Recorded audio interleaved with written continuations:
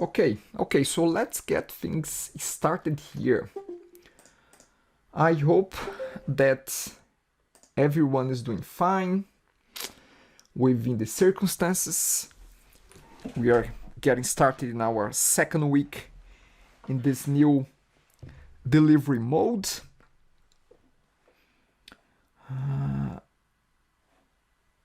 I would like to first mention what is it that we're going to be doing today and tomorrow. Okay, we are in our week number 12.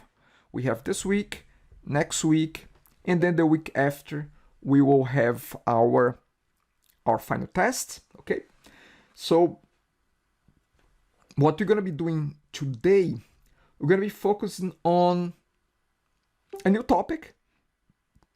But before that, I will have a look if you have any questions on the exercises. Last time I left you with quite a few exercises, okay? So I want to check first if there are any questions about the exercise.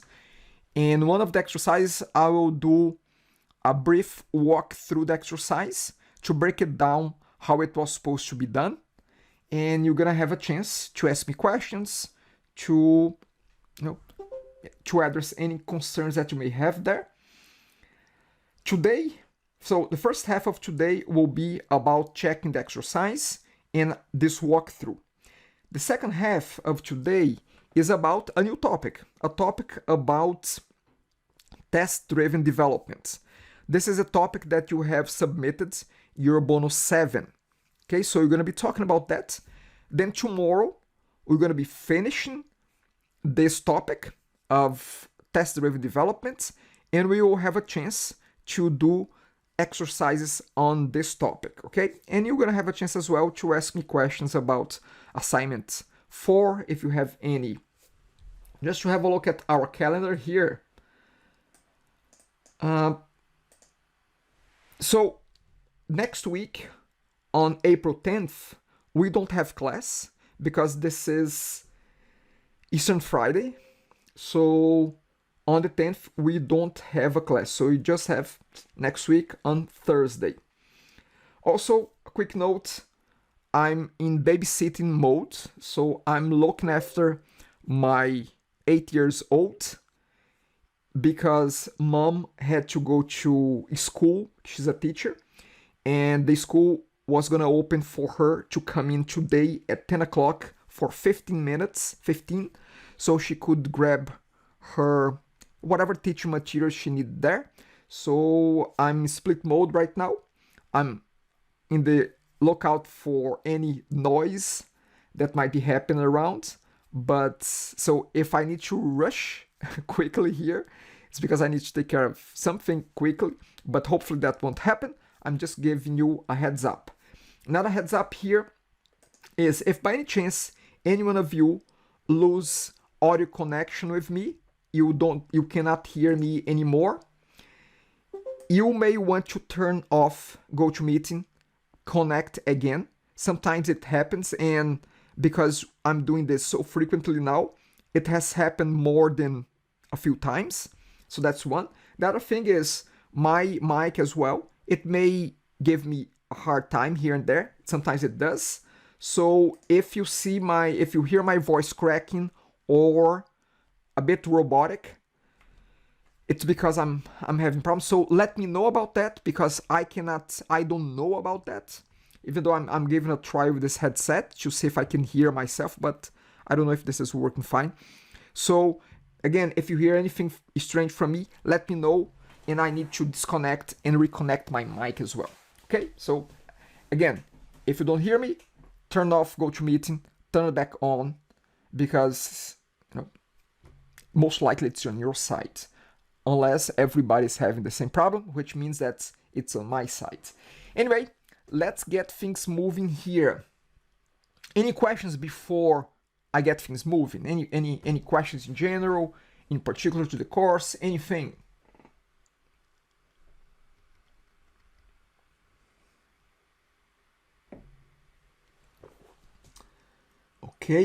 Okay, so let's get moving forward here. Okay, so last time I left you with a bunch of exercises. So if we visit week 9, we have exercises 11 and 12. Both solutions have been provided. However, I would like to ask, in case anyone has gone through them, if you have any questions. So use those exercises as your practice for the test, because the test will involve 4 topics. It will involve graphical user interface, it will involve that bunch of polymorphism, interfaces, abstract classes, and inheritance. That's the second point.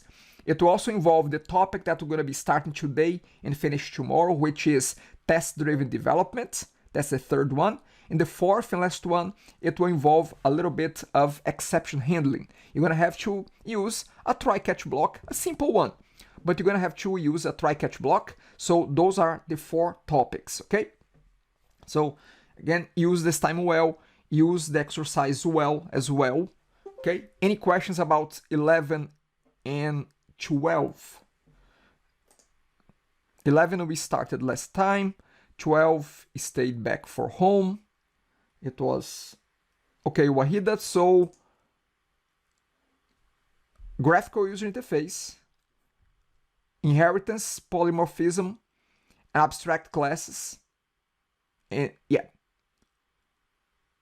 inheritance, polymorphism, abstract classes, and interfaces, the other type of interface. So again, GUI, inheritance, abstract classes, polymorphism, and interfaces. Third one, test-driven development, which is a topic that we're going to be talking about today and tomorrow. And the last one, try-catch block, the exception handling. Okay?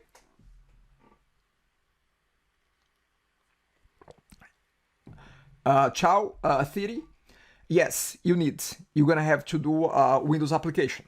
Okay, so get practicing. You have 2 weeks to practice. Come back to me with questions. You can come back to me with questions in between classes as well. During the week, if you are facing a problem, drop me a note, send me the code via Slack. I'll always keep Slack around. Send me a note via Slack. Send me an email if you send me a code via Slack as well. So you make sure that I get the notification, okay? But yes, for Windows Form will be in the final. It's a Windows Form application that you're going to be putting together that will be done within 1 hour in about 45 minutes. Okay, perfect.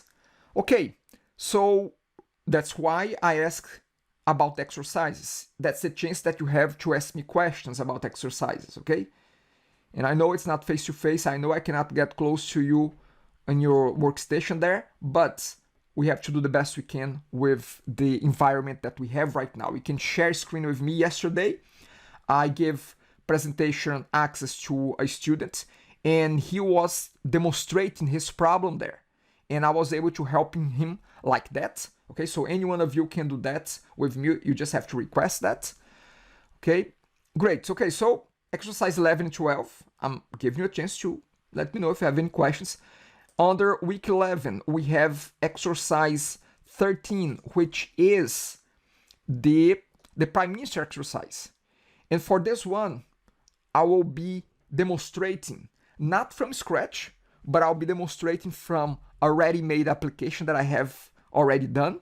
So I'll be just walking you through this ready-made application. The code has been provided, the solution. If you go to week 11, the solution is right here. See, programming exercise 13 solution. So the code that I'll be demonstrating, that I'll be showing, is already available there.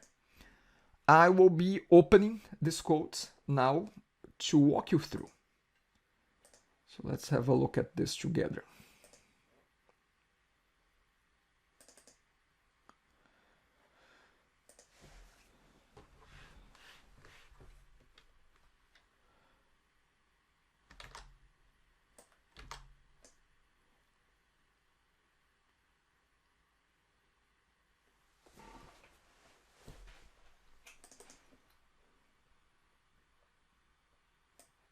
Okay, so here we have, this is the project. So I'm going to walk you through this. Okay, so the project is called Prime Ministers. We have, let me follow through here. So we have a Windows Form application called Prime Ministers. This is the interface. We can see the interface right here if we double click the form one. Here's the interface with the different controls. I will walk you through the controls in a second. We have a class called Prime Minister.cs, which has been provided as additional files. So we have this class here, very simple one, 4 private fields, 4 public properties, just traditional gets and sets. Okay, first name, last name, term, and party. This information will get displayed in the application interface. So if I run there, by the way, I also have Padlet open. So if you want to ask anything privately, anonymously, let's say, you can do that via Padlet too. So here is our application. Look, the way it works, I click on the last name of the Prime Minister. Look, here in the list, we have the Prime Minister's last name. So as I click on them, their information, including picture, name, term, and party, it gets displayed.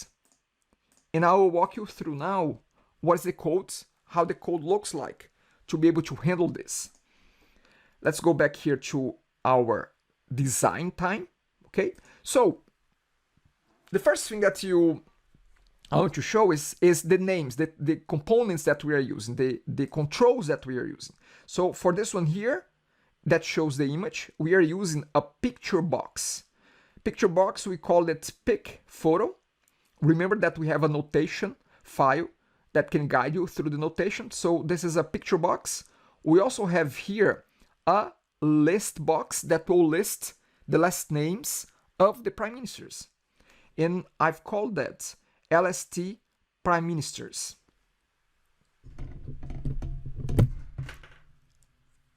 Let me get rid of this. Are you still able to hear me well? Because this, I don't think that this was working for me. Just give me a quick confirmation. Okay, great. So here's the name, list box, LST Prime Ministers. Now, remember that I told you, if you will not be using a control in your code, you don't have to name it properly. You can just leave the default name. So I did that for the label term and the label party. They are static controls. I don't care about changing their properties dynamically while I'm running the code. I don't care about that. So that's the reason why I didn't name them. No, I didn't put names for them. I left the default ones. However, for the name of the prime minister, I called it LBL name. The term, I've called it LBL term. And the party, I've called LBL party, because I'll be using all of those name controls in my code. So I had to put a proper name. Okay? Now, let me run the application. Let me ask you a question. I want you to think about this.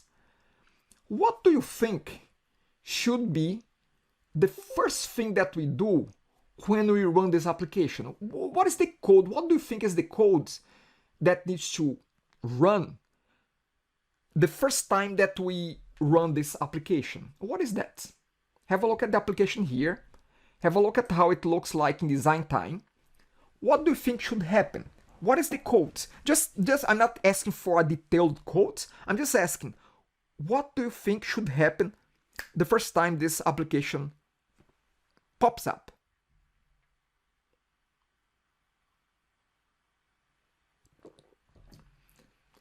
Okay, Ravi, I like that. I like that. Sanchit, I like even better what you just said. Again, Ravi, Sanchit, good combination there. Amprit, load. Yes, Fabio, load. Yep, Brandon, load all the info. Okay, so let's step back for a second here. We're gonna start by doing this. We're gonna start by loading the last names of all prime ministers here in this list box. As a second step, we're gonna code what should happen when I change my selection here. Okay, so initially, let's populate this list. As the next step, what should happen when I click and I change the selection?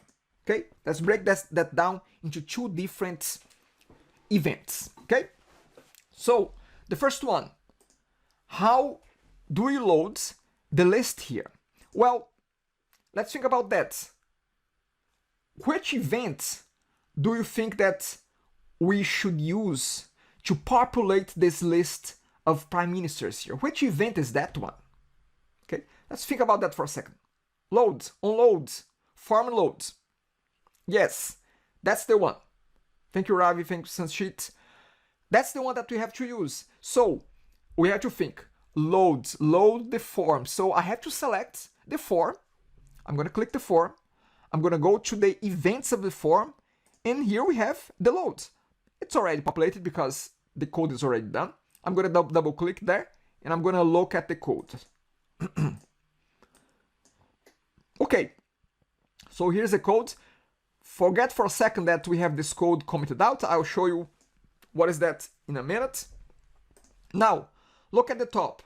In our exercise, it asks clearly that you should declare and create a private field called prime ministers in the form prime ministers class of type list, which should be declared as private list of prime ministers, and this is the name of the list, and then I create a new list object of prime ministers.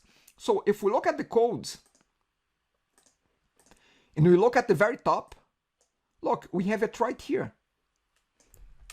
Now, I did show. So I did show the prime ministers already. First name, last name, term, and party. This is the class. And then we create, remember, we saw lists, last class, okay? You better do the exercise. We saw list, last class. So we have declared a private list of what? Of prime ministers, okay? I called it lowercase prime ministers to indicate that we have more than one. We have a collection here. And I say, new list of prime minister. So each item in this list is a different prime minister object. Okay? Great. So I'm going to populate this list manually. That's what I'm doing here. If I expand this, you'll see that I'm creating a new prime minister and I'm doing something that you have not seen before. I'm using this kind of syntax here. Look, we have curly braces and then first name equals to Justin, last name equals to Trudeau. We are setting the public properties of this object right at the time of the object creation. Okay? You have not seen this syntax before. This is the same thing as if we had done this here. We declare a prime minister object, we populate its properties, and in the end, we add the prime minister to our list. We have our list, we have the add method, and we add the new object prime minister. With all fields populated, we add to it. So this, which is selected right now, has the same effect as this one here. Okay? It's just the second one is a bit more convenient because I don't have to declare a local variable. I can just, as I create a new prime minister, I just define its properties and that's it. Okay? I'm gonna comment this out because I have this already. Any questions about the syntax here? By the way, the syntax is the same thing if I put this in a single line, okay? I just broke the lines to make it more readable, but it's the same as if I were to do this. I could have done this, so I could have placed this in a single line.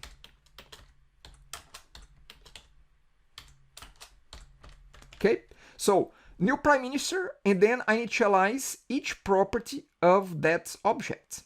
Okay, any questions about this syntax? Okay, I see one here from theory. Is that case, what is the object name? Actually, good point. Here, theory, we don't care about the object name, because as we create a new prime minister, it becomes index 0 inside of our list. So we don't have a name for that.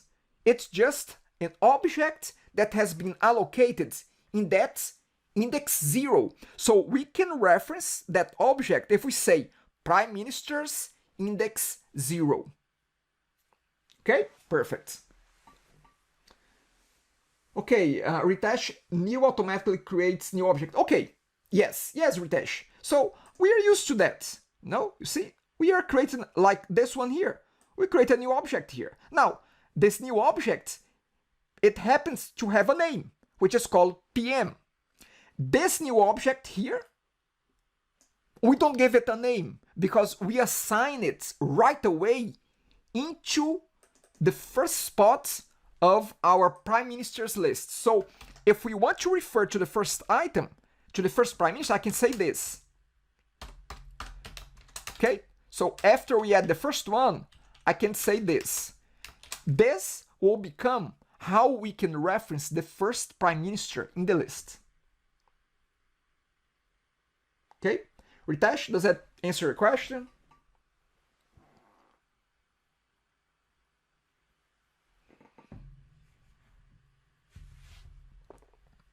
Okay, if you have a, yeah, okay, perfect. So that's, now I'm gonna eliminate this one here because it's a repetition. Again, the same thing as this is this one. It's just that I decided to break down each line so we can read it better. So I'm gonna get rid of this, get rid of this.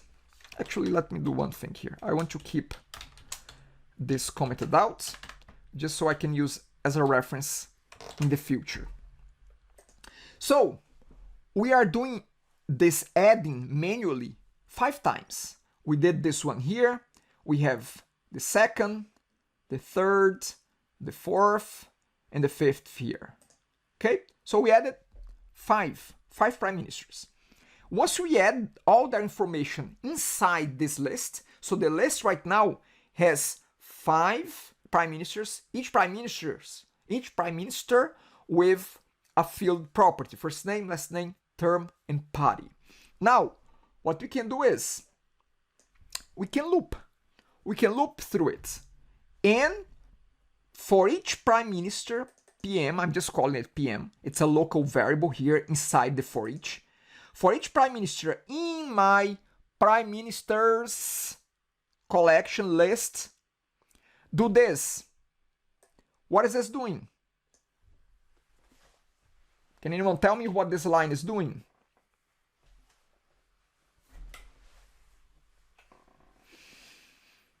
Yes, adding the last name in the list. Okay, that's it. LST prime minister is the list here. So we are adding an item to the list. The item is the last name of the prime minister. Correct. Okay. Last line here in the onload. What is this line doing? LST prime ministers, which is the list of prime ministers. The list box, okay, the visual control. The list of prime ministers is this one here. This is the list box. So, yes, so this one here is selecting the first item because, look, if I don't do this, let's give this a try. If I comment this out, let's see how this works. Look, yes, we have the list of prime ministers, but by default, we don't have any prime minister selected there. So we have this blank image, these labels without any meaning. Now, when I click the first one, I get it. So I get it. But what this does, it selects the first one by default, so we get the controls populated. Okay, and here we go.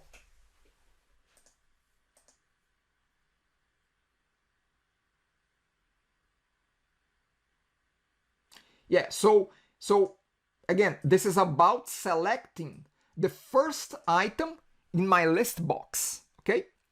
Selects there, and it triggers another event that we're gonna be talking about now. Okay, so the event that I would like to talk about is what? Let me ask you this. What is the event that we need to handle now to be able to change the information of the Prime Minister? Okay, which event is that one? Any thoughts on that?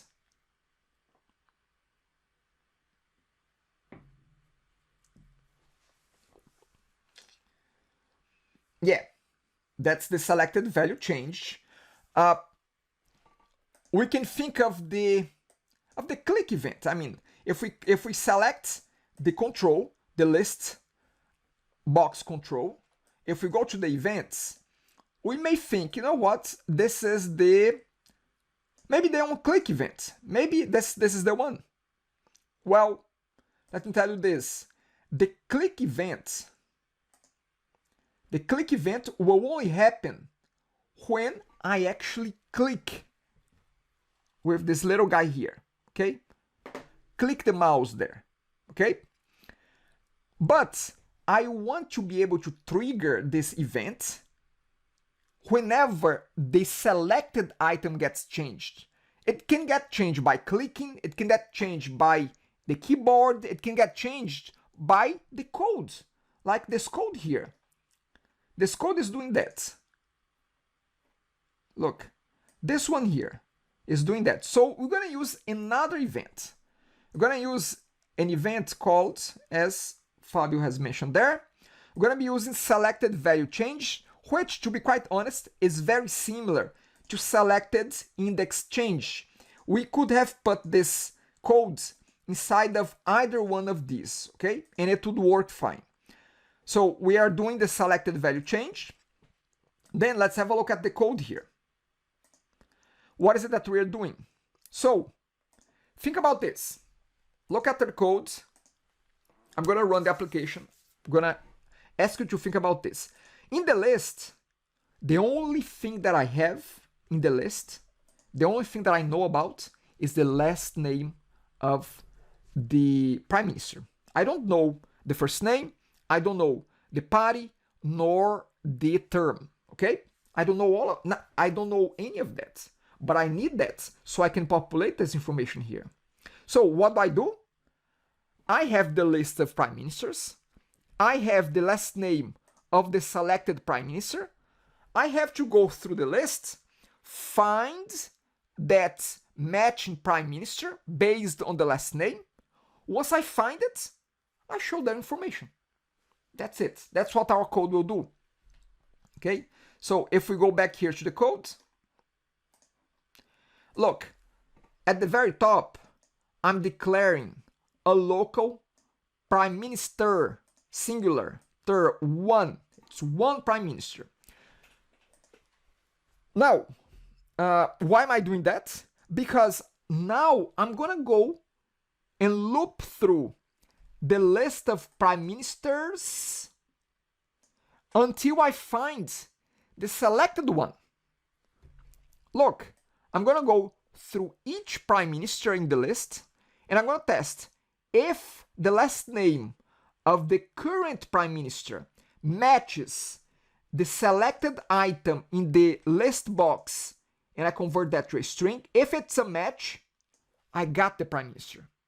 Then I set the local PM, Prime Minister, to the Prime Minister that is outside so that I can use all of its properties to populate the interface, to populate the GUI, the picture, the first name, the last name, the term, and the party. And that's what I do.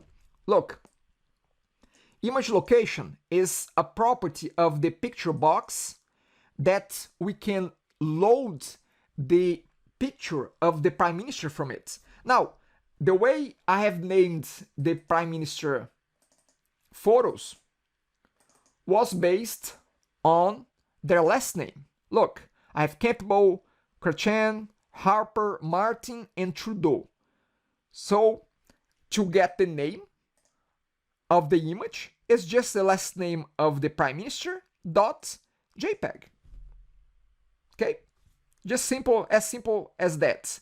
Now, I had to put the images inside the same folder as the executable file, the bin debug folder. Okay? So the executable and the images are located in the same folder so that I don't have to worry about a full path to the image. I can just say image name, which is the last name of the prime minister, .jpg, is set to the image location. That's how the image gets loaded. And then we have the name, which is a combination of first name plus a space plus last name. We have the term and we have the pi. Okay? That's about it. That is about it. Questions? Questions, please.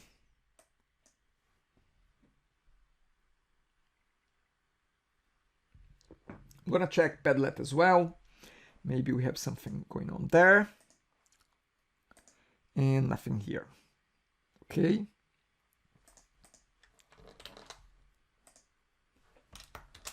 I'll give you a second to process what I just explained, okay?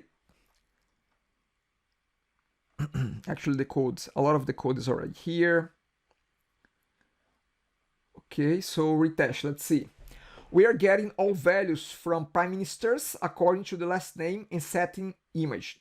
Correct? Yes, that's correct. So the image, it's just that I made it simple to load the image because the image is just the last name of the prime minister .jpg. Okay?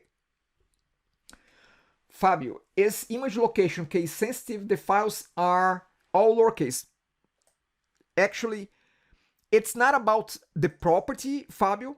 It's about the file system. When you're dealing with Windows file system, if you have a file in capital letter, it's the same thing as in lowercase. I'm going to give you an example. I'm going to copy here Martin. I'm going to try to rename the name to all caps, Martin. Look, I'm not using Visual Studio. I'm not using C# here. This is a Windows file system. Now, look, Martin all caps and Martin lowercase. If I try to rename that, it will say, there is already a file with the same name in this location. So Windows itself does not make a difference between lowercase and uppercase, okay? So to answer your question, it doesn't matter if it's uppercase or lowercase, okay? I hope that answers the question, Fabio. Let me know. Brandon, if you put the images in a folder next to the exe, you just add the path to the call, right? Yes, that's correct. If I were to do something like this, and I'm assuming that's what you are asking. If I say, I don't know, images, and if I move the images there, I'm just going to copy, put them there.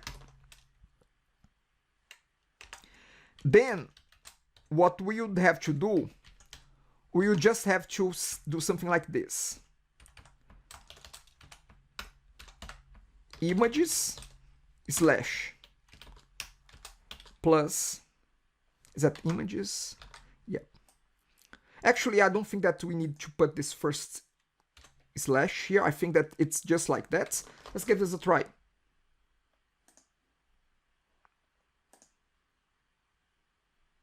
Okay, so that's it. Awesome. Okay, so I'm just gonna revert this back and move the images back there.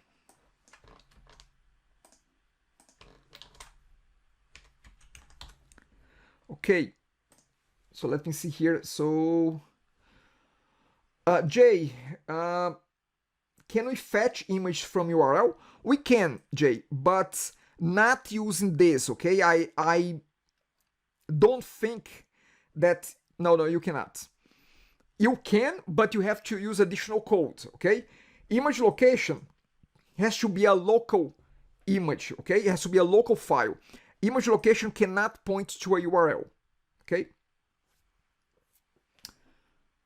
Okay, Fabio, I didn't know, so I used lowercase. Okay, that's okay, Fabio, that's all good. So again, now we know that file names that we need to load files, it doesn't matter if it's uppercase or lowercase.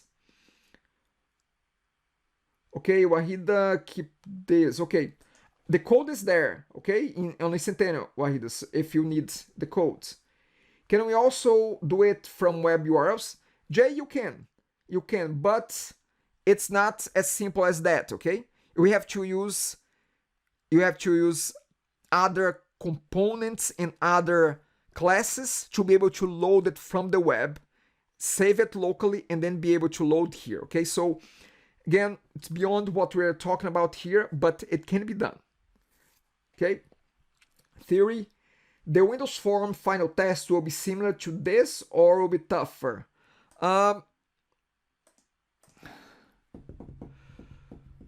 Let me think here. The Windows part will be similar to this, but the test involves other subjects. Here, because we are just practicing, we are focusing very much on just the Windows part. Now, the test will have inheritance, polymorphism, it will have try-catch block, it will have test-driven development as well, which is the next topic. So the test will involve more subjects, but in terms of how complicated they are, the Windows part, the GUI part, is just like this, okay? Jay, can third-party plugins help? Well, there are plenty of third-party controls out there.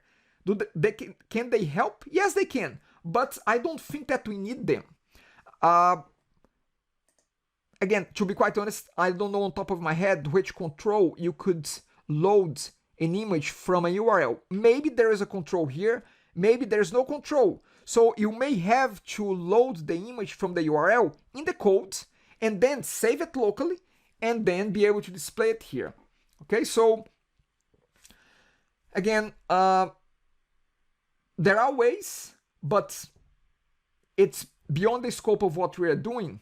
I mean, to be quite honest, if you do a quick Google search, you're gonna find plenty of codes on how to do that. I'm sure that within 4 to 5 lines of code, you're gonna be able to grab an image from a URL and do the same thing that we're doing here. Okay? Okay, Sanchit, will it be only Windows Form or console app tool in the test, or both combined in one? Okay, so it will be only Windows, no console, okay? Only Windows on the test. Okay, Wahida, like mid-exam. Okay, you guys are very curious about the last test, aren't you? Okay. I better have a closer look at that. Let's see, Wahida, like midterm exam, are we going to give us an example exercise to practice? Yes. So the first class of that last week, which is in 2 weeks actually, we're gonna be doing exercise. In the second class, next day, will be the test, the same way as we did in the midterm. Okay? Anyone more curious about the test? Actually, we should do the test now because everybody's so engaged with the test, you know?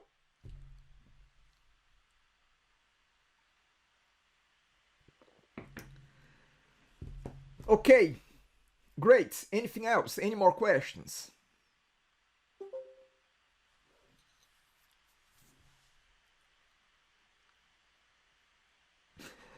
Very true, Vin. Yes, I'd have to run to babysit, and I would have to leave you guys alone, and I would have to trust you guys, isn't it?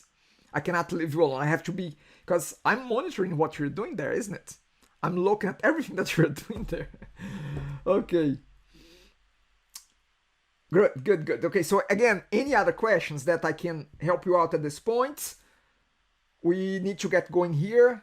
We need to get moving to our next topic. Luana, quiz tomorrow? No, Luana, quiz will be next week. Okay? Quiz will not be tomorrow. Quiz will be in our next class next week. It will include, thank you for asking, it will include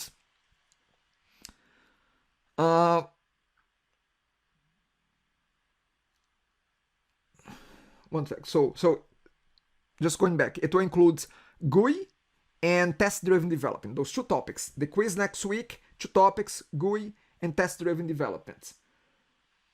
Ritesh is taking tests. Be ready. I'm not sure what you mean by that, Ritesh. Taking test. Be ready. Yeah, I don't know what you mean by that. No. Can you, I don't know, reword that so I can understand it a little bit better?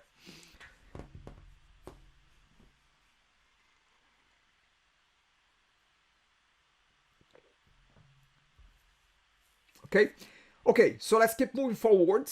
I'm just gonna get the next, actually let's do this. I'm gonna take attendance, then you go for a 5 minutes break. Once we come back from the break, we're gonna start test-driven development. Let me just bring up the attendance sheet here, and I'll run a quick attendance here.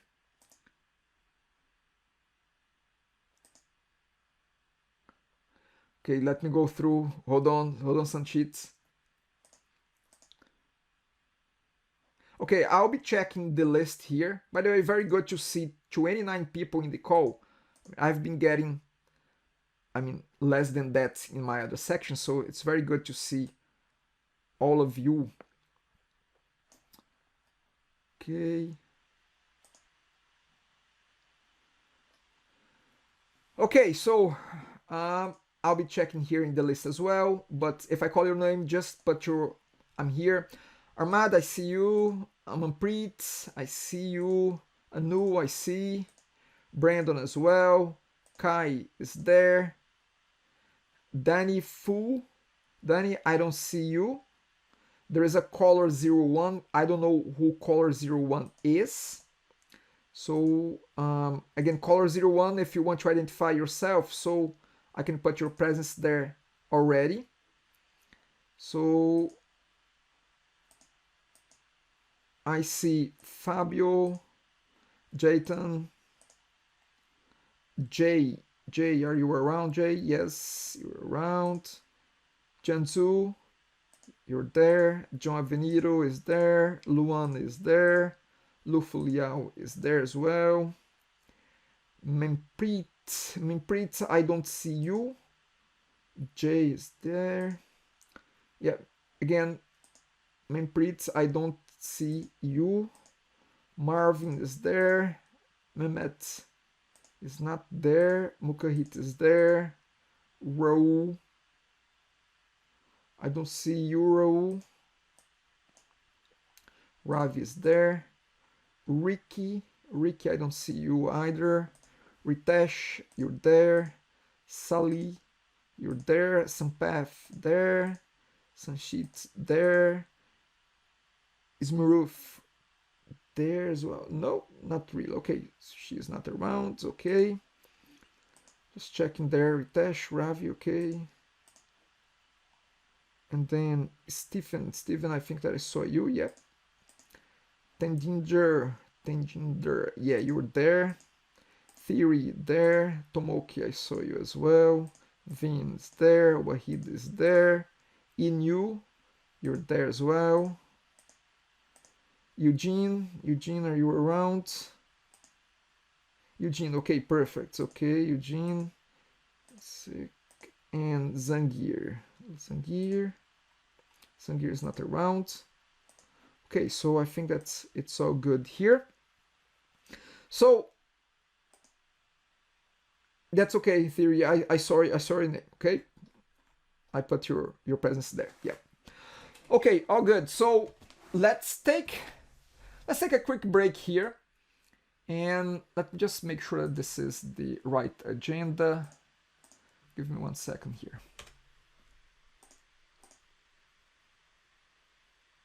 Okay, so once we get back in 5 minutes, we're gonna go straight into our our new topic, test-driven development. Okay, so let's take 5 minutes. I'll be back in a second, and we will carry on. See you in a bit.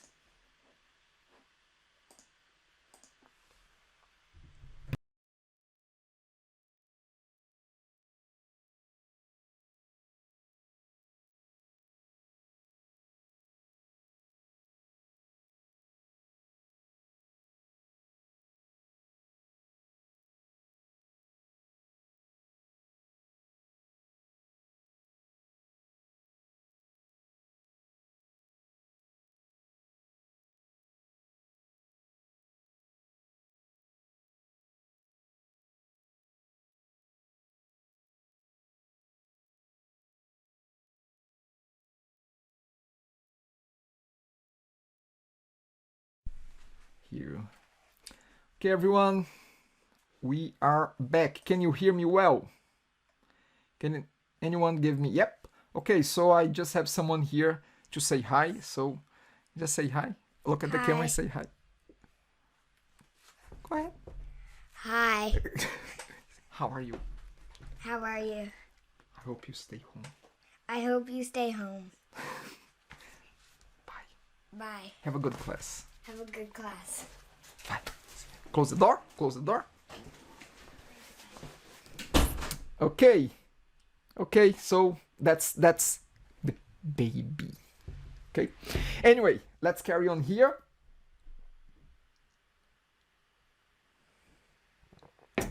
So, a new topic here. I'm gonna close, actually I'm just gonna close the solution.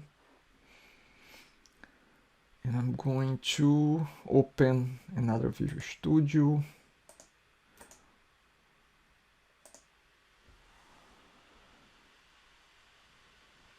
Give me just 1 second, I'm just getting organized here. So that's the test.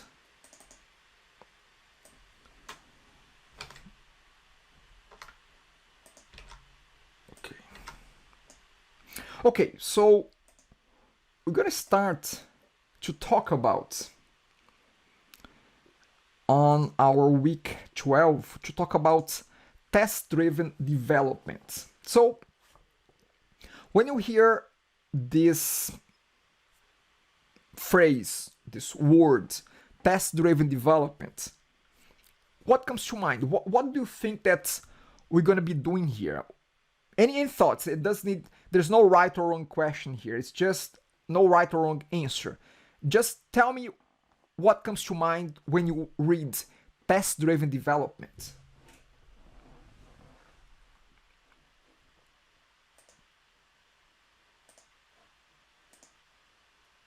Anyone?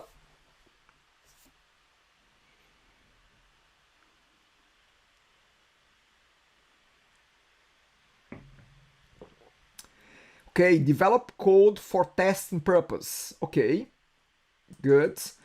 Testing each component and their behavior. Great. Unit case testing. That's correct. Setting up a project so that it can be tested piece by piece. Checked or controlled. Unit by piece. Yeah, by piece. After developing and then tested. Okay? Actually, retest, to be quite honest, it's almost like the opposite, you know. Ideally, we should develop tests and then develop our codes, you know. They should go hand in hand. Anyway, good points, very good points, everyone. Tomoki here, development includes testing, yes. Or maybe testing includes development. So, but you're right. So to have a component of tests during your development project as well, your development life cycle as well. Because here's the thing. What this really is you create codes that tests your code. It's like you're creating a little robot that says, okay, robot, go there, test my code, see if it's working the way it's supposed to be. Okay? That's what we're gonna do. Code to test code. Code to test our code or somebody else's code. Okay? Okay. Different tests, different types of tests. Yeah, there are many different types of testing. Okay? We're gonna be working here today with unit testing. Okay? And yeah, unit testing. Then how do we know how many test cases we need? We're gonna discuss more about that, but how do you know? The way I would answer the question, how do you know how many test cases we need?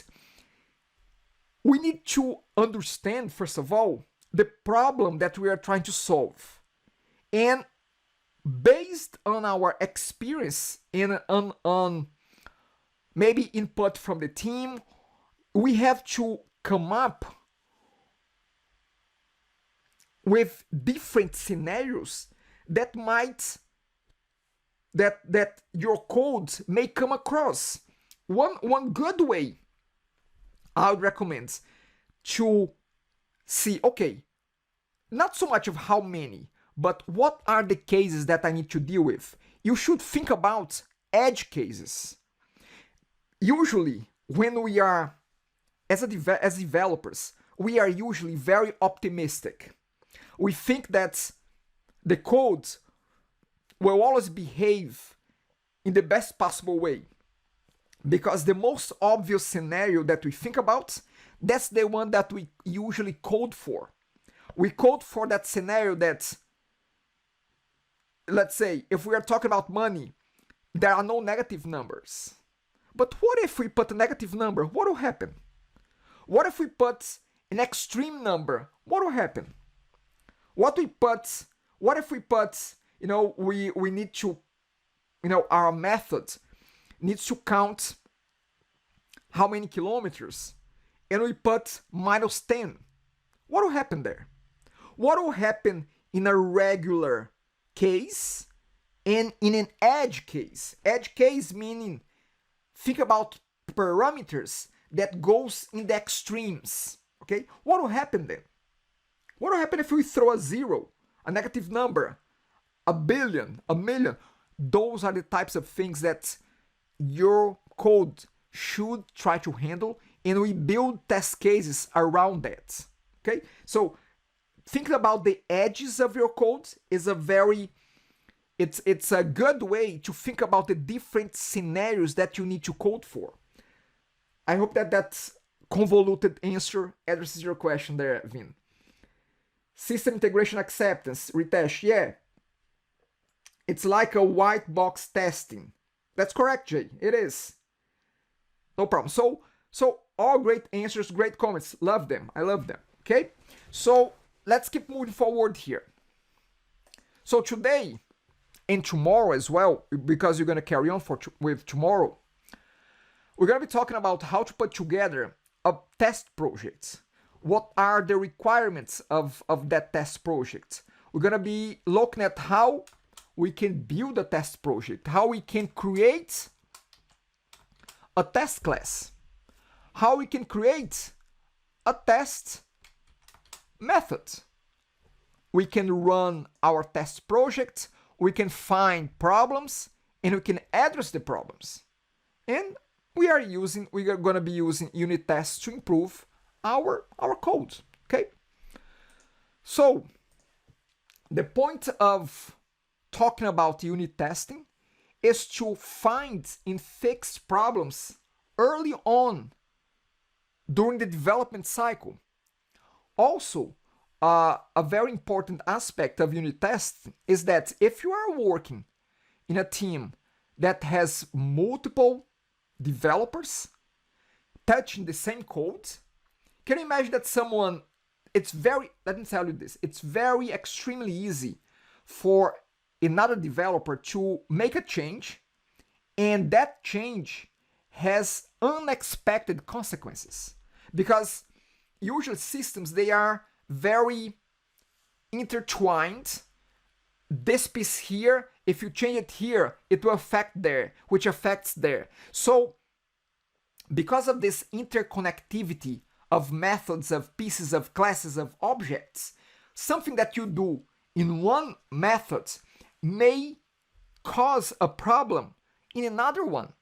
By having unit tests created, you can quickly run through a bunch of tests all at once and tell right away if a change that you had made had any negative consequences for other methods, for other classes, for other objects.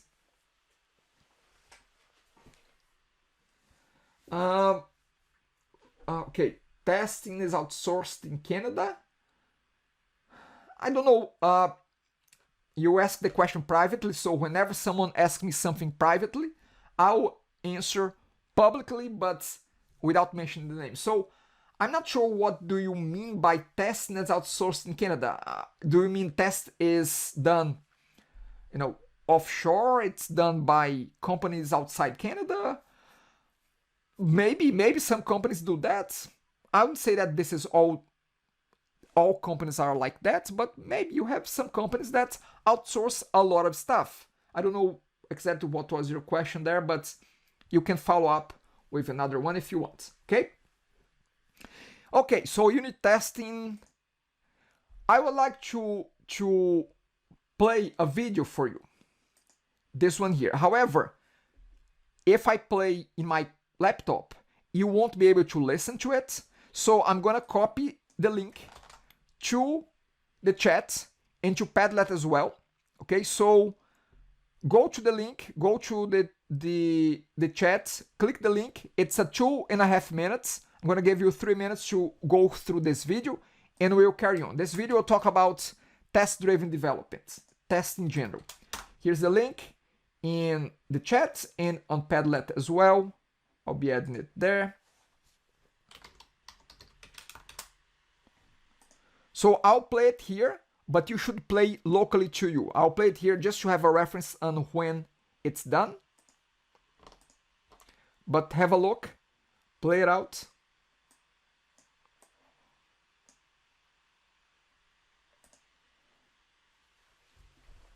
Okay, I'm gonna assume that everyone had a chance to go through it. I'll give you a few more seconds here.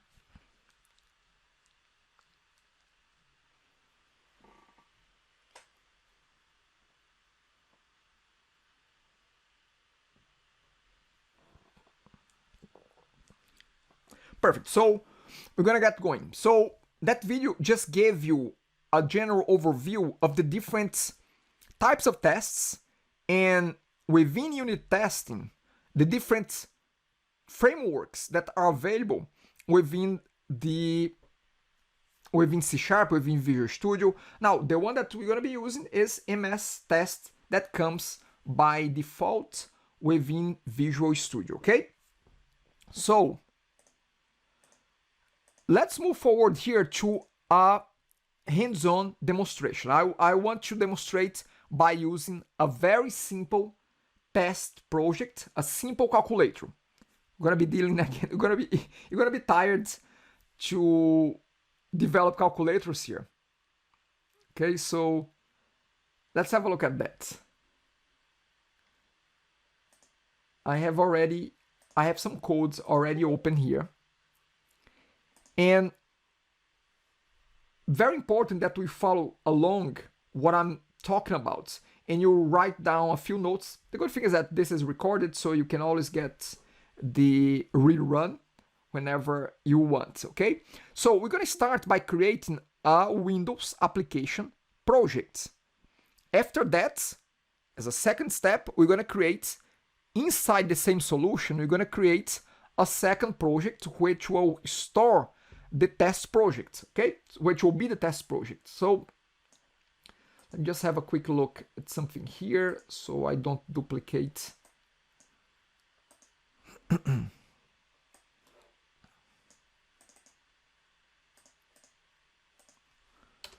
Okay, so I'm gonna create a new project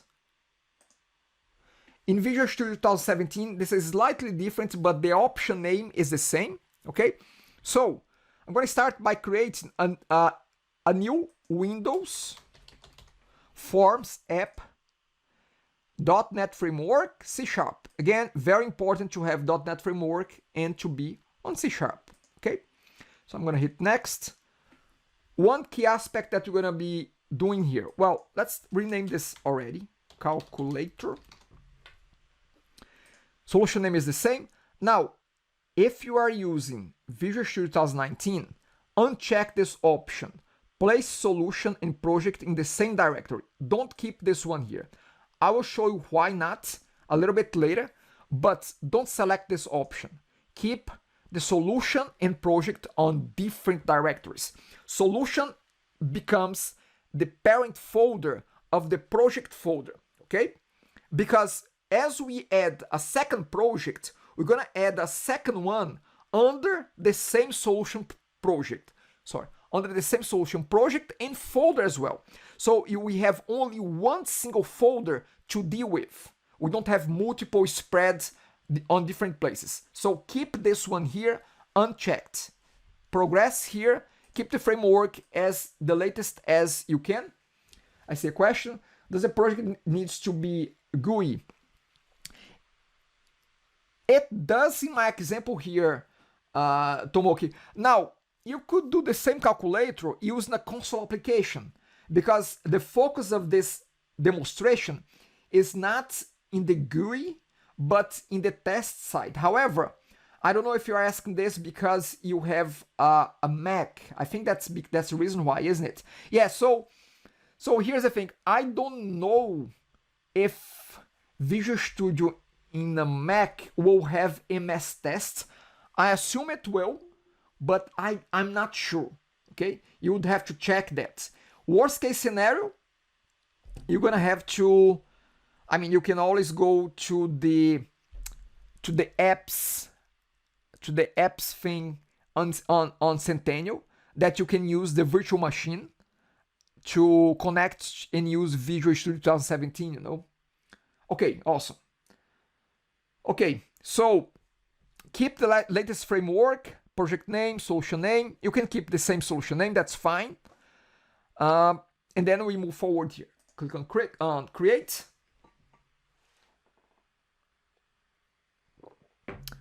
Okay, so we're gonna, as I said, we're not gonna focus on the Windows, the GUI part, but we're gonna be using a very simple GUI here. We have a name for the form, so let's put a name here. We're gonna call it FRM calculator.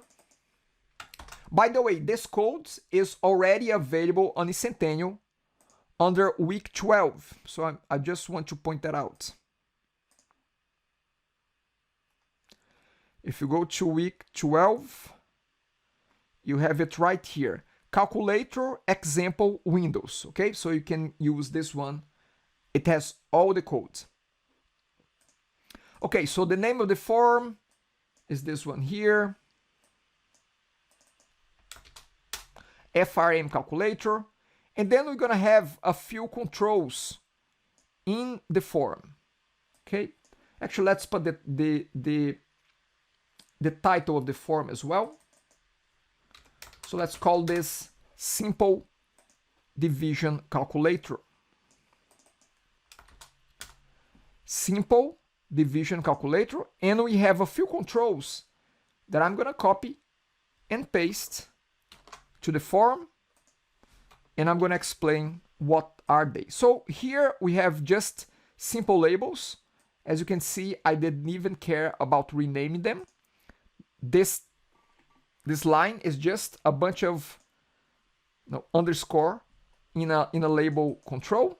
We have denominator here as text. Then we have txt numerator and txt denominator. We have a button that I've called btn divide, and we have another text box called txt result. Okay? So when we click divide, it's gonna get this numerator divided by denominator, put the value, the result, in the txt result. Now, to do this, we will be creating a simple... This conference will now be recorded. Ignore the recording part of GoToMeet. I don't record via GoToMeet. It's just that I clicked here by mistake somewhere. So that's okay. So we're gonna create a very simple method from a very simple class called divide. Divide will have two arguments, numerator, denominator, and it will return the division by both numbers. Okay? As I said, and I'm going to say this a few more times, I'm keeping this example very simple because our focus today is on the test part, not so much on the Windows part, nor on how to create a very complicated class. Our class will be extremely simple. So the name of our class is Simple Calculator. I'm going to right click in Calculator. I'm going to go to Add Class. And then I'm going to call it Simple Calculator. Choose Class there. Click on Add. And we will be creating a method inside this calculator. So public int. It's going to return an integer. I'm going to call it divide. And it has a numerator as the first parameter and another integer which is called denominator as the second parameter. Okay? I'm gonna open this up a little bit more so we can see it better. Okay, so here is what this will do. Very simple. It's gonna return numerator divided by denominator. Okay? Return one divided by the other one. That's it. It's very simple. Cannot be simpler than that. Okay? And we're gonna write a few test cases, a few unit tests to make sure that divide is working as expected. Okay? I know, I get it. This is a very simple method. Why the hell are we creating a test case just for something as simple as that? Because I want to demonstrate how to create a test case, how to create a unit test, okay? Actually, let's make this even simpler. Right now, divide is an object method. It's dynamic. Let's make it static so that we can just call the class name dot divide. So we're gonna say static. We're gonna make this even simpler. Let's make it as a static. Now, when we click the button, and I'm gonna select the button here, I'm gonna go to the events, I'm gonna double click, and we're gonna say, actually, before we perform the division, we need to get the values from here to place the result here. The values from numerator divided by denominator, and put the value in the txt result. So I'm gonna do something like this. I'm gonna declare an integer. I'm gonna say numerator, and the value is whatever is in the text box. So txt numerator. Now, which property? Question for you. Which property should I use to get whatever is inside of the text numerator? Which property is that one? The text box. Yes. So we're gonna be using the dot text property. Thank you, Sanjit. To get the value. Now, we have an error here. What else do I need to do here? Yes, we need to convert, so I can use the parse, I can use int.parse, convert, I can use various different methods. I'm going to use this one. I'm going to do the same thing for the denominator.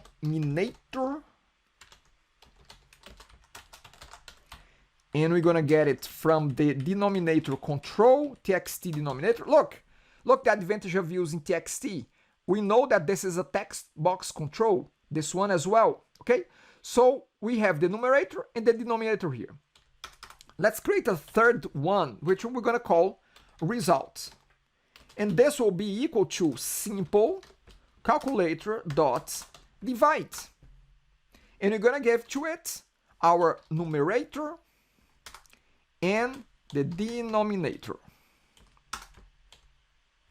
Okay, so we are calling the simple calculator divide method and returning in the result. And then in the end, I'm going to say txt result dot text equals to result dot to string. We have to convert the result, which is an integer, to a string. Okay, and let's run this. Let's give this a try.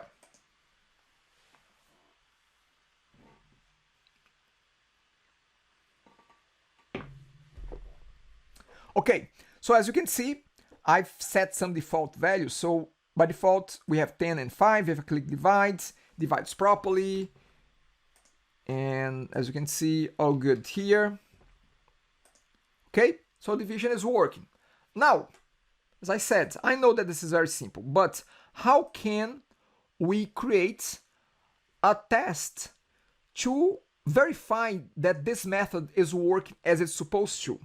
How can we automate that? How can we say, well, I can test by running and testing the values. That's a way to test it. However, I want to create a unit test to be able to verify that for me. Okay? That's the new part. That's what I would like you to pay attention, because this is new and you need to understand this. Okay, so remember, actually, so far, we have only dealt with one solution, one project. One solution, one project. This time around, you're going to be dealing with one solution, two projects. The first one is the Windows application. The second one is the test project. Okay? Now, remember that checkbox that I said, uncheck this? This is why. I'm going to open the solution folder in File Explorer. Look, in File Explorer, we have the main folder, calculator. We have the subfolder, calculator, which is the project, the first project we add. We have the solution file. Now that we're going to be adding another project, we're going to have a second folder inside of this folder. So it makes it simpler for us to have in one single folder all projects from the same solution. Okay, that's why we unchecked that checkbox when we were creating our solution initially, okay, our project initially. So when I create our second project, we're gonna see a second folder here. Now, what do? Well, we're gonna go to solution here, right click in solution, go to add new project, and from here, we're gonna have to type unit test project.net. Pay attention here because this is very easy to get confused. Do not select the .NET Core ones. Select the one that says .NET Framework C#, not the VB one. So this one here, the first one. If you have 2017, you're gonna have to select the same template project, okay? Unit test project. Again, this is an MS test unit test. Don't get confused. And don't get confused by the other ones, because the other ones say very clearly MS test, MS test, MS test. But the one that we're using is also an MS test based, but it's a .NET Framework based one, okay? So that's the one. I'm going to select that. I'm going to click next. Now, I have the chance to rename the project, okay? So we're going to rename it. This is a recommendation. If you are writing a unit test project for a project called calculator, name it like this, calculator, tests. Look, we add the keyword tests just to indicate that this project is a test project for the and this should be tests. This is a test project for the project called calculator. It makes things a little bit easier to relate to each other, okay? So keep the same name of the original project and add tests at the end. This is just a recommendation, okay? In terms to keep things a little bit more organized. Keep the same framework that is recommended there, suggested, and then we click create.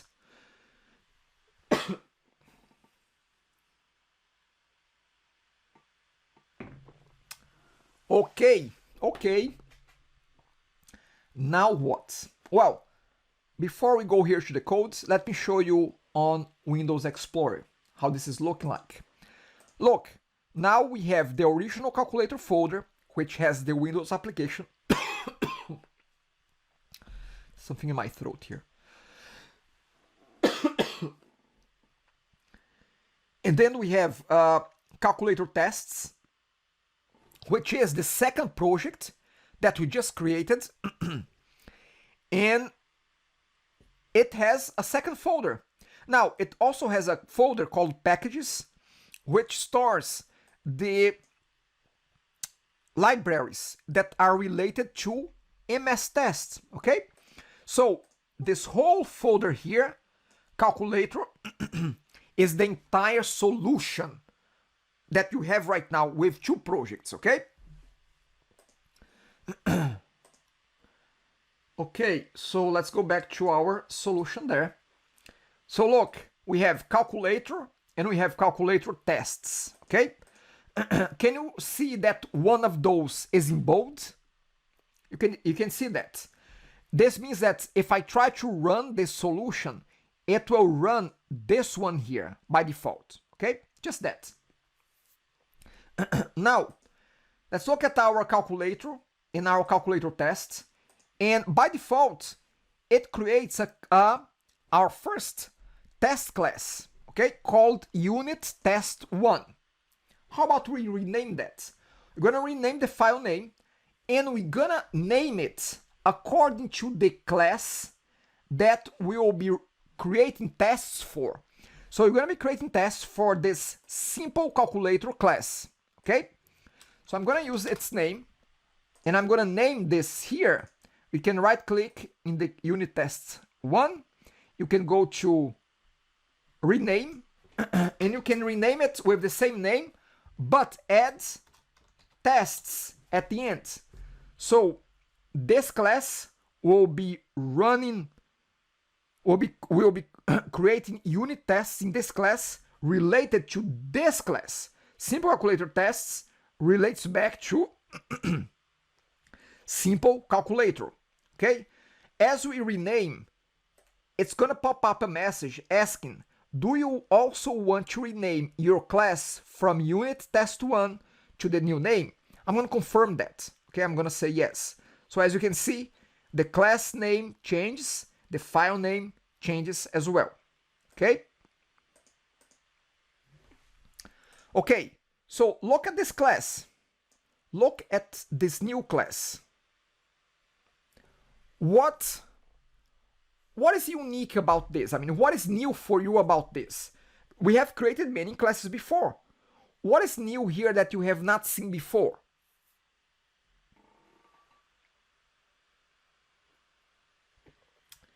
That's it, Mukahit. We have test class.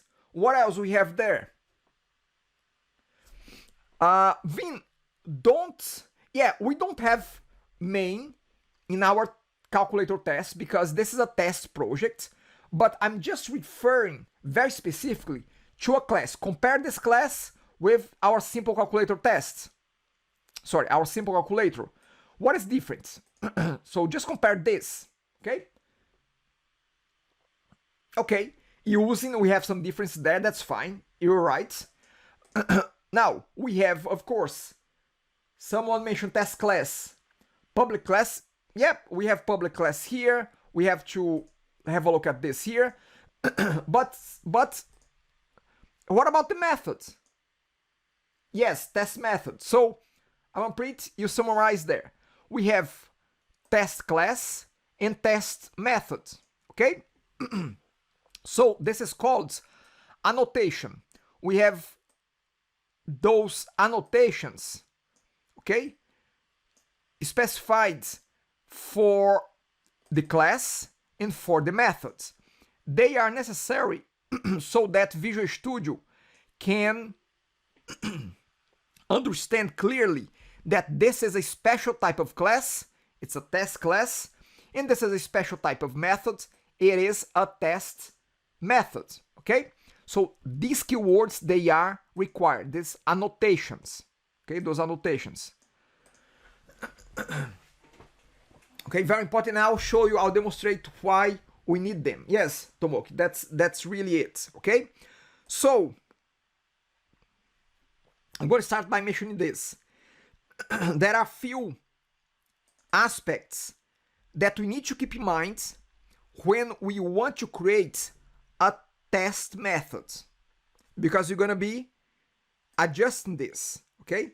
So, on test methods, first thing, this is a good question for a quiz, okay? So I would highly recommend that you make some notes about this. First off, it has to be a public method. Second, it has to be void. It cannot return a type. It has to return void. Third, it cannot have parameters. Public, void, no parameters. Public, void, no parameters. These are the three characteristics of a test method. Okay? Write this down. Write this down. Okay.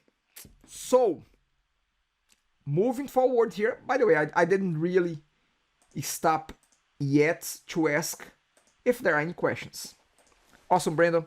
Any questions? Anything here so far with what we have done in terms of the new test project, the new test class? Anything comes to mind? Okay, so okay, Fabio, could you repeat what you said last two notes? Yes, what I said was that what are the three aspects, the three, I would call them characteristics of a test method. One has to be public, two has to be void, the return type, and three, it cannot have parameters, okay? It has no parameters. Those are the three. Okay, so now we will be talking about, no problem, we'll be talking about how should we name the test methods. There is a recommendation on how to name them, okay? And here's the recommendation. It's a three-part name. And by the way, this name can become a bit too long, which is fine. No problem about that, okay?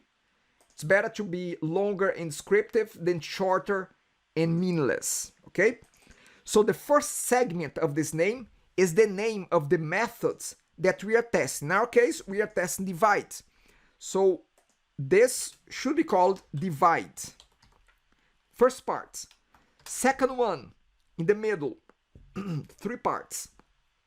We put an underscore to divide each segment. So first one, the name of the method. Second one should be something meaningful to describe and represent the values that we're going to be inputting into the method that we call. Here, I could easily say integers or just integers. I could say regular integers, something like that. I could just say integers. Okay? You can make it longer, shorter, as long as you make it descriptive, okay? Then, yes, so great.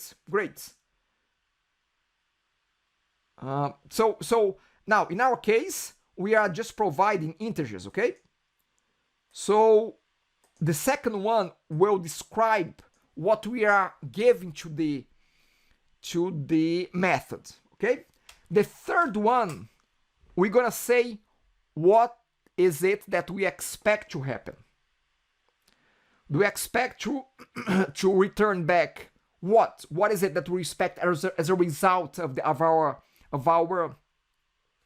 our test?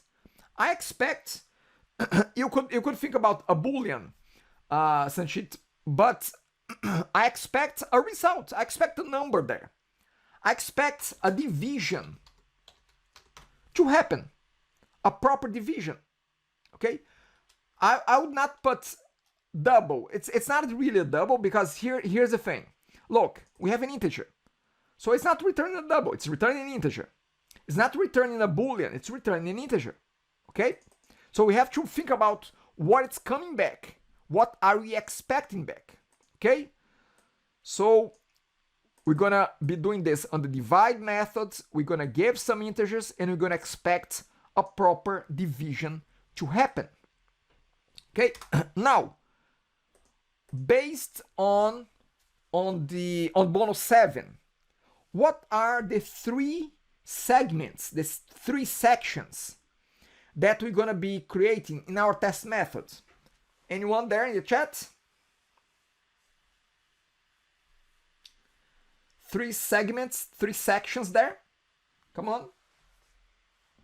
I'm sure that plenty of you have answered the bonus. Arrange, action, and assert. Okay, we can call it like that. So first one, we have the arrange. What is arrange? Arrange is what are the numbers or the input parameters that you're gonna be providing to this method. Well, our method has two parameters. So how about we create two of them with the same names? It doesn't need to have the same name. I'm just keeping it like this for simplicity's sake.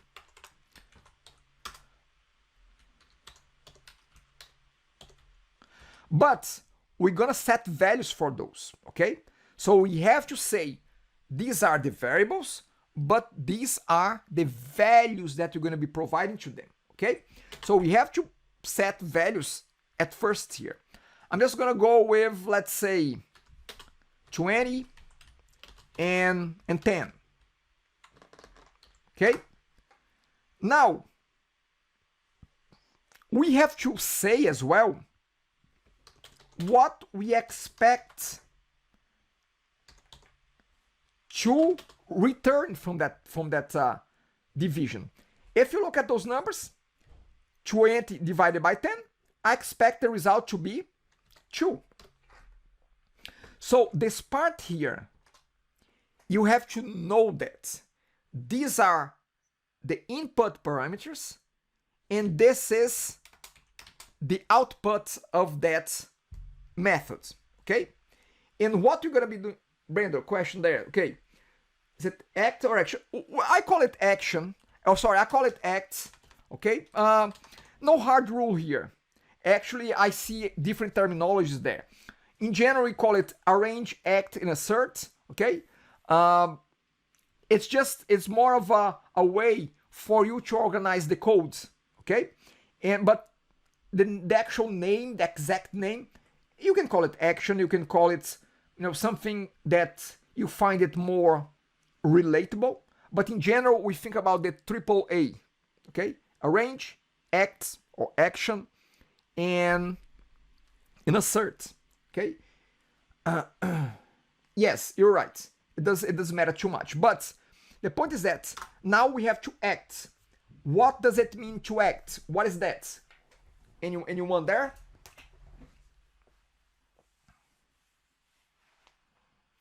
What is act?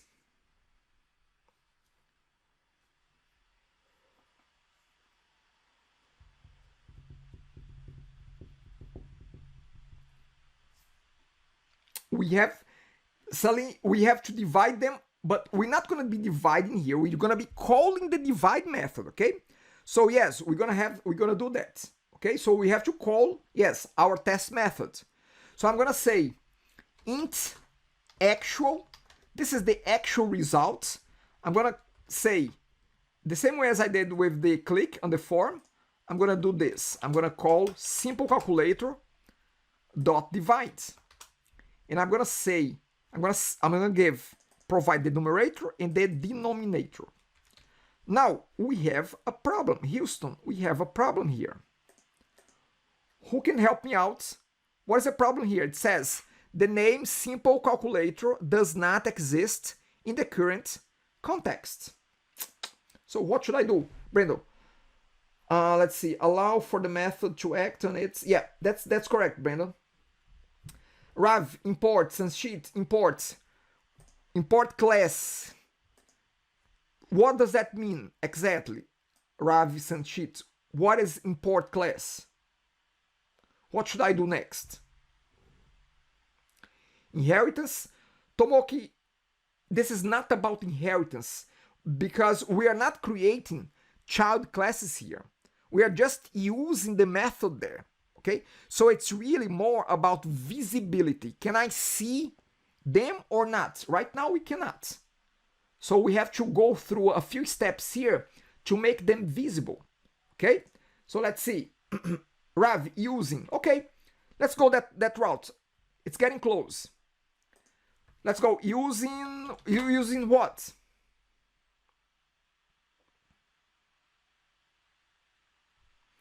Using, if we have a look here, simple calculator, let's see the namespace.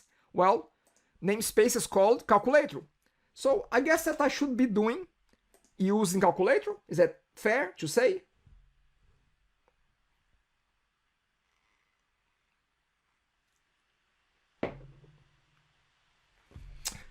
That's the namespace, isn't it? I mean, we use using and call it calculator.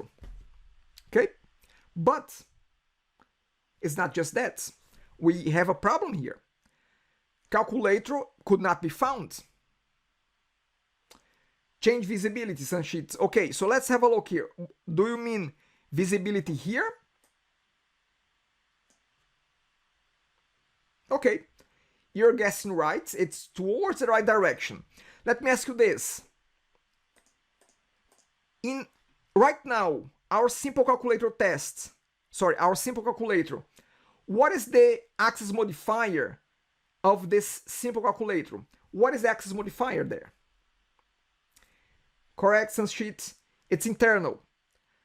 Now, what does internal means? Internal to what? I get it, it needs to be public, but before I make it public, when I say internal to the namespace, actually that's a good point. It is to the project, okay? So it's internal to this project here. So I'm gonna make it public. Okay, let's do that. Public class simple calculator. Okay? Now, let's have a look. Let's see if that has fixed the problem. Not yet. Look, we cannot see calculator yet. We cannot see calculator yet. Again, let's put some thought there. Anything comes to mind? What's going on here? What's next? The next step is key. It's very important. It's fundamental. We have done that once when we were dealing with JSON. When we dealt with JSON before, we had to do something like this. What did we do when we wanted to use JSON? We had to do something special there. Anyone remembers that? Mukahit, yes, we had to install a nugget. Okay?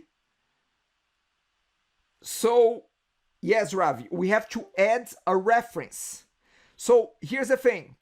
Calculator test project needs to be able to see calculator.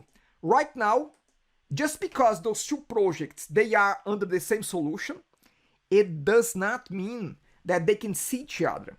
They cannot see each other. Again, I'm going to repeat this. Just because two projects are underneath the same solution, it does mean that they can see each other. They cannot. Okay? So, we have to go to the second project, to the test project, and make a reference to the first one so the second one can see the first one. Okay? So I'm going to go to Calculator Tests, References. I'm going to right click and I'm going to click on Add Reference. Here, I can create reference to assemblies, to other shared projects, but I'm going to go to Projects here, into Solution. So from here, I can now see Calculator Project. Look, I can see it. So I check the box, I click OK, and voila, Calculator namespace is now available.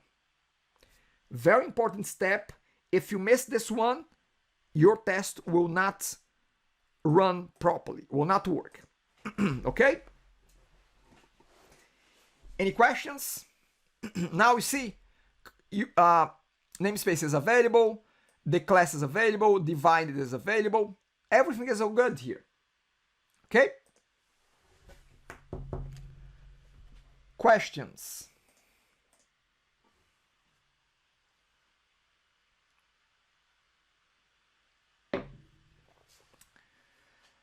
Okay, we are almost done with this first part here. Now we have one more section, one more segment here. Two codes. We have to assert. What assert does is we're gonna check, is it what I expected the same of what was actually returned? We're gonna compare that. If it is, great, test passed. If it's not, too bad, the test failed. Okay? So we're gonna say, we're gonna use a class specific from this framework, from the test framework called assert. So assert has a lot of static methods, like are equal, is true, is not null, is false, a bunch. We're gonna be using now for our test now are equal, and you're gonna say expected and actual. So what this method will do, it's gonna compare. Just do this. If expected is the same as actual, the test passed. If it's not, the test failed. Okay. Now, you may ask, how do I run this test? Well, I'm going to be using an interface here in Visual Studio called Test Explorer. You go to the test menu, you go to Test Explorer. This window, this will show up. I would recommend that you drag to the right hand side. And then we have the toolbox and we have the Test Explorer. Look at this. We're going to have a tree view here. Expand, expand, expand. And then we have our test method. So we have the project name, the namespace, the class name, and the name of the test method. Okay? Now, the way it is right now, you see the exclamation mark. This means that this test didn't run yet. We're gonna run it. We're gonna right click and you're gonna say run. Let's see what happens.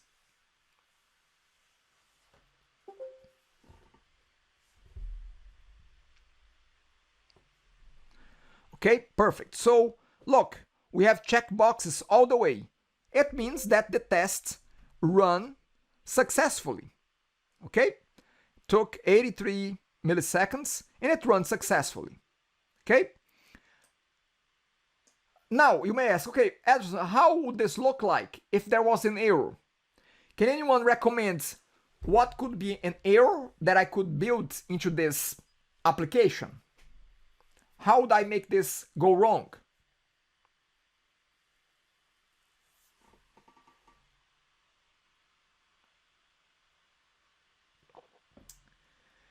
Change the expected value, Sanchit. Okay, okay. Here's the thing. That's a great point. Here's the thing.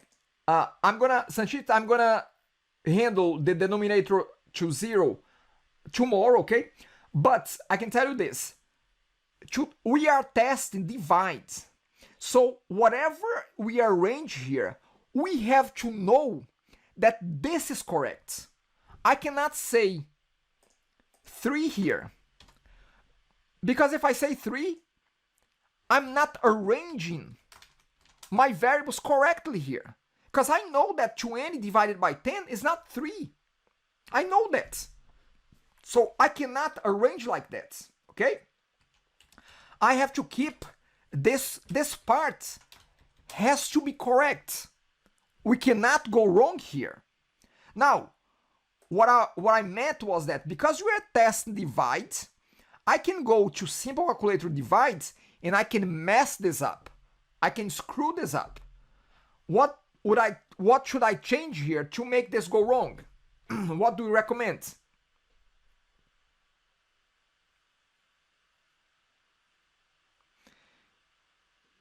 It could be. We could say, oh, there is a typo here. We typed plus instead of divided. We could change the numbers, yes. Okay? I'll show how to run again in a second, Ritesh. Okay, so we're gonna do something wrong here.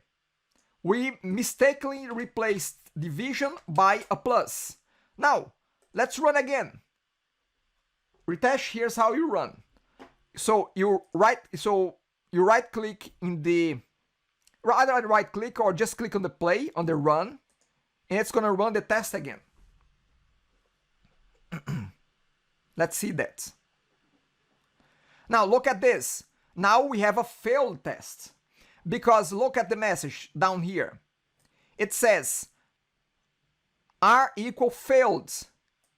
Expected 2, actual was 30 because it added them up 20 and 10 instead of dividing them. So it failed the test. Okay, so that's how we see that it failed. Now, of course, we can go back to the method. Oh, we mistakenly replaced the division by a plus sign. And now we fix. Now we can run it again. And we will be all good here. Okay? That's about it. For now, there is another little aspect there that I want to mention as well. There are 2 more test cases that we'll be doing tomorrow, but for today, this is it. Before I let you guys go, any questions? Again, tomorrow we're gonna carry on and we're gonna do exercises on test driven development. Okay? Vin, can GUI be used for web development, or is it only for desktop application? Okay, the GUI that we are using here, Vin, is just for desktop application. Okay, so it's not for Windows, it's not for web development. Salim, so we have nothing to do with the class parts. Well, the test methods is only calling the class parts, is calling the methods. That's as far as it goes. But as you can see, the test project is very decoupled from the application. Well, it's not completely coupled, of course, because we have to call the methods from it. But we call them to test them. We are just testing those methods, okay? These methods. Again, I don't know if it helped you, Sally. Okay.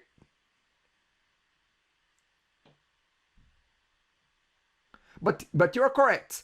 The test does not have anything to do with the class. It calls it because it needs to test it, but they are not very interrelated. Okay, awesome. So, again, any other questions? I'm checking here Padlet, I'm checking the chat. If not, as I said, we carry on tomorrow.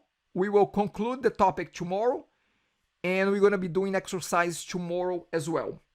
Thanks so much, everyone.